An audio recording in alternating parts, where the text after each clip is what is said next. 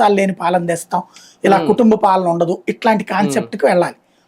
ఇలాగ చెప్పి వెళ్ళేటటువంటి సిచ్యుయేషన్ లోపు భారతీయ జనతా పార్టీ ఎదిగిపోతుంది. జాతీయ స్థాయిలో మోడీ ఇమేజ్ కావచ్చు, తెలంగాణలో కూడా క్రమంగా ఇంప్రూవ్ అవుతుంది.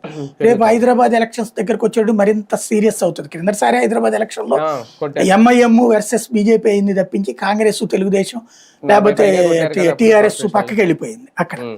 అలాంటి స్టేజీలకు వస్తున్నటువంటి దశలో ఇప్పుడు బీఆర్ఎస్ కనుక ఇట్లా చీలింది అనుకోండి, సొంత పార్టీ పెట్టింది అనుకోండి, ఫర్ ఎగ్జాంపుల్ భారీ దెబ్బ. కాంగ్రెస్ లో చేరింది అనుకోండి, బీఆర్ఎస్ కి దెబ్బే, బీజేపీకి ఫెర్చింగ్. ఎందుకంటే ఇప్పుడున్న పాలన మీద విరక్తి ఆల్రెడీ వచ్చేసింది జనాలకి.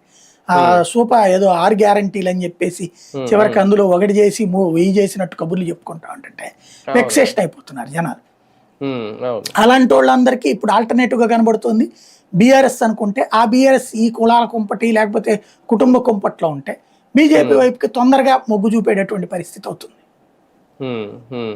కానీ ఈమె బీఆర్ఎస్ కి రాజీనామా చేయాలా సార్ ఒకవేళ బయటికి వెళ్ళాలి? ఎందుకంటే ఎమ్మెల్సీగా ఉన్నారు, ఇంతకుముందు ఎంపీగా కూడా చేశారు.